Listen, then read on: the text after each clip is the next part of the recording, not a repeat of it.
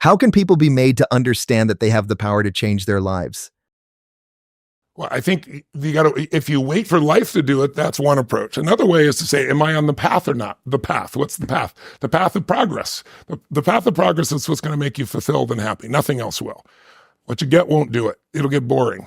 But if you are growing, if you're feeling like you're becoming more, experiencing more, and because that you can give more, you're going to feel totally alive. But I look at it this way. I go, the first step to getting on the path, know if you're there, is, do you know what your driving desire is? Have you awoken your hunger for something? If you want to change your body, your mind, your emotions, your relationship, your business, your economics, whatever it is, you got to get hungry. You got to get crystal clear on a vision more than where you are now that would excite you and put you on fire. Then the second step is you got to tell the truth. You got to find and tell the truth. Meaning find the truth of what's kept you from doing this in the past. And there's only a few things. There's fear, right? Everybody has fear. There's limiting beliefs or a limiting story, like I've tried everything and nothing ever works. The minute you develop a belief, a sense of certainty about how life is, it limits you if it's a limiting belief. Is it some other emotion? Is it overwhelm? Is it stress? Is it a lack of skill? Something you need, or is it a habit that just gets in the way? Those 5 are usually the fundamentals that what kept you from making progress.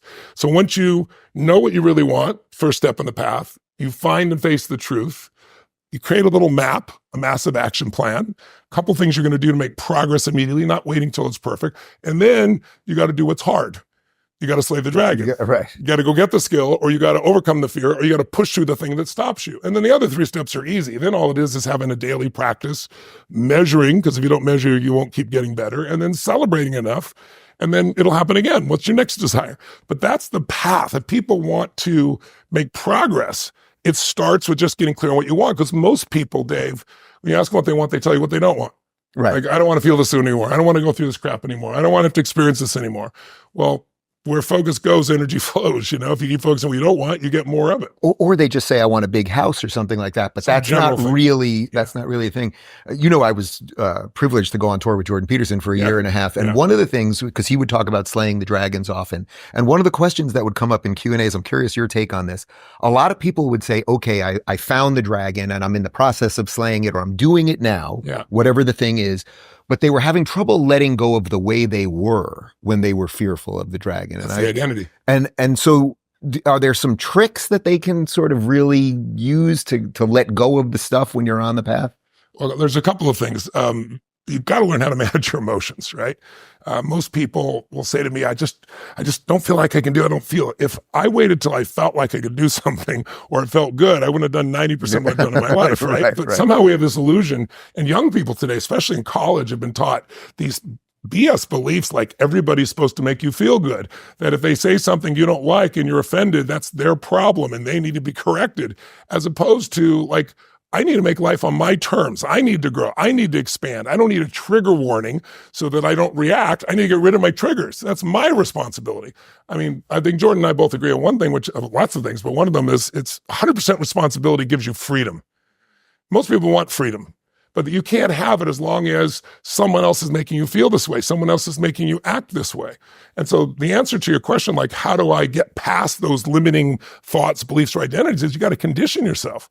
There's a silly metaphor, but it's a true one. You go to a circus and they take a baby elephant and they got a little chain around him and they put it and they drive the little stake down in the ground. And for a baby elephant, they tug around, they try for a long time, and eventually they learn, I can't get loose.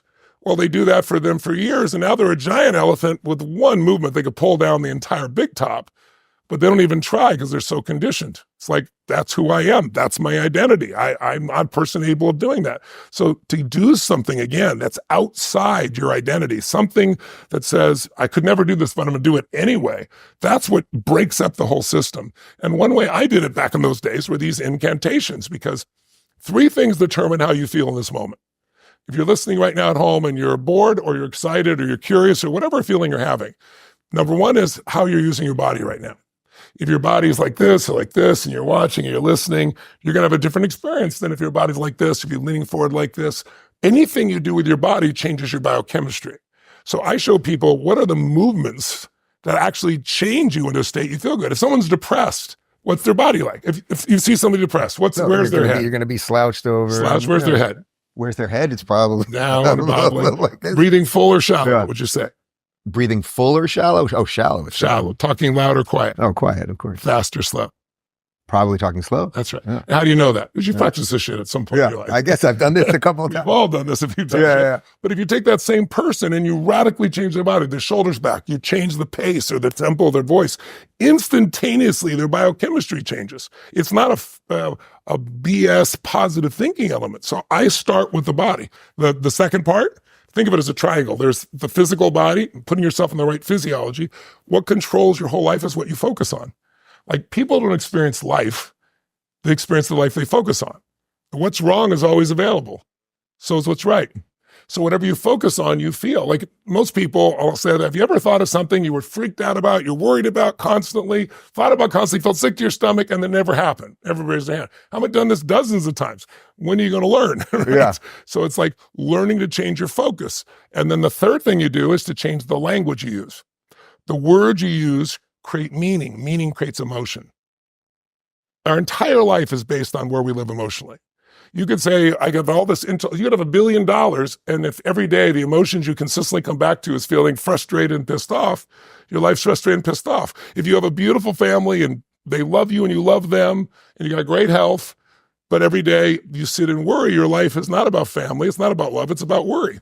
So our emotions are controlled by meaning, and meaning is controlled by this triangle. What you're doing with your body, your focus, and your language. One word can change your biochemistry in a heartbeat. The difference between, is this person challenging me?